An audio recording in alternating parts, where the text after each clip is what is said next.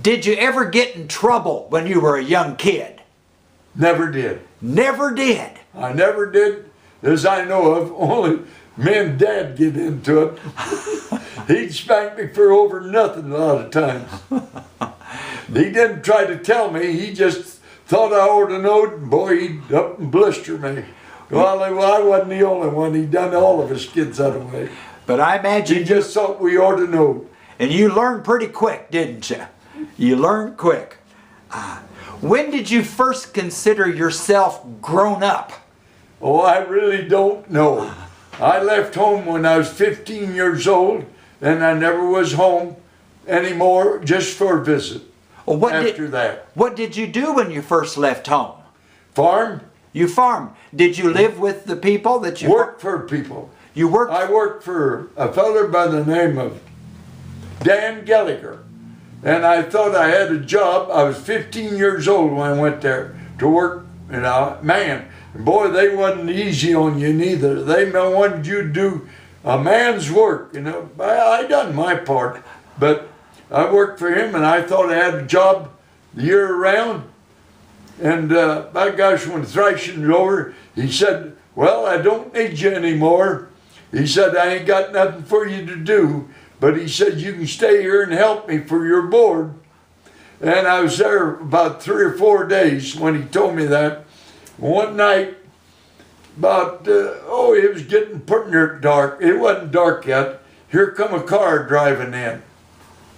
And I was out cutting sourdough. I had a spade cutting the roots, and then I'd pull them up. And that guy hollered, he motioned at me to come over there. And I went over. Of course, I knowed him through thrashing. I knowed pretty much all of them. And he said, "Say, would you like to have a job?" Well, I said, "I sure would." He said, "Well, get your clothes and come on and get in here." And I went down with him. And a fellow by the name of Fred Ruy. And he had a hired man. And by gosh, so I had to sleep with that guy that night. We just had enough bedroom. And next morning, we was eating breakfast. He said to this other boy, he said, "Now I hired this boy. He's going to work for me." He said, "You go down to Lincoln, you walk, get your clothes and put them in a suitcase. You take off, go down to Lincoln, 10 miles, no, 11 miles from his place to Lincoln." And he, by God, sent him down that road walking to Lincoln. And he said, he told him where to go. He said, "Now you'll find you another job down there." And he said, "I want this guy to help me." He said, "We got a special job me and him's going to do." And he said, "You can't do it." So he said, "You go on to Lincoln, you'll get you another job." By gosh, what it was, the next morning, a bunch of them come in a truck. They had a whole truckload of blocks, jacks. We jacked his house up, and that's what he wanted me to do, get underneath that house and run that jack. And you were just 15 or 16 years old? I was 16 then. You worked like a man. Yeah. I'd done a man's work all the time. Did he pay you very good? Yeah, he give me $1 a day in my board. And that's as much as anybody got. Yes. Yeah. Phil? I worked for him then for 4 years in a row. He was better to me than my dad was. I hate to say that, but he really was. He was. He'd talk to me, he'd explain stuff to me, and he didn't get mad. Dad, he always thought I ought to know everything right off the bat.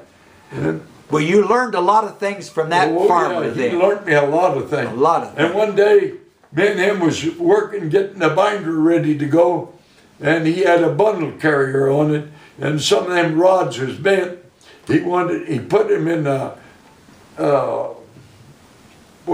fan mill where they had coal thing. I know what it was, but I can't think of it.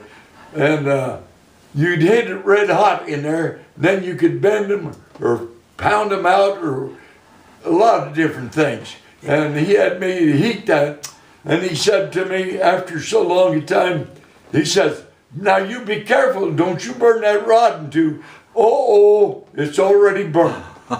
You know that now, never said a word to me, only that. He said, well, we got to hunt another rod, and we'll have to eat it over. Well, he was understanding, wasn't he? Yes, he was. He learned me a lot of things. And Phil, I can tell from what the years I've known you that those things you learned from him, you've kept all of your life, and you've been fair and kind to people that you've met. And I can remember the first time I come up here. I was 15 years old, and Dad brought me up here to help chuck corn one fall. And that's when Dad got me that job there at that place for old Dan Gallagher. And I can still remember their names. Then I worked for Fred Ruy. I worked for him for 4 years, and he didn't need me anymore. And then I started to work for Martin Winters, and he was kind of a pill. And I only got 50 cents a day when I worked for Martin, and that's when me and her got married. On 50 cents a day, you got married.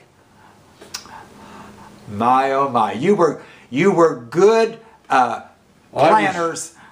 I was 20, was it 22 or 23? 23 years old, wasn't it? No, I was 22. 22 and 5 months, I think it was. I don't remember for sure anymore if I was 22 or 23 when we got married.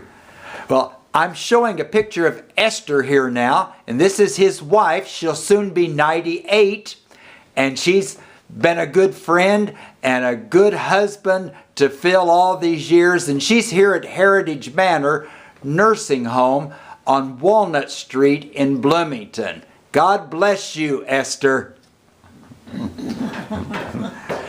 Phil, let me ask you, Phil, about gasoline. Back when you first got married, how much did a gallon of gasoline cost? 10 cents? 10 cents a gallon. Coal oil was the same. It was coal oil. And is that how you heated your house? No, we heated that with wood. With wood? Yeah, we had wood stove. We had an old wood cook stove. Then we had a round heating stove where you open the lid up and shove it in the side, or you could take them lids off of the top and slide top around and drop it down in either way. And it had 2 lids on it. I can still remember. Had 2 lids on it. She kept a tea kettle of water on that, putting it all the time. And where did you get your wood? Well, wherever could. Wherever you could. Yeah, we get trees once in a while here and there, and you'd cut your wood and store it up for the winter. She on one end and I was on the other end of the saw. You worked together. Worked together. Yep, she helped me saw wood, same as I did.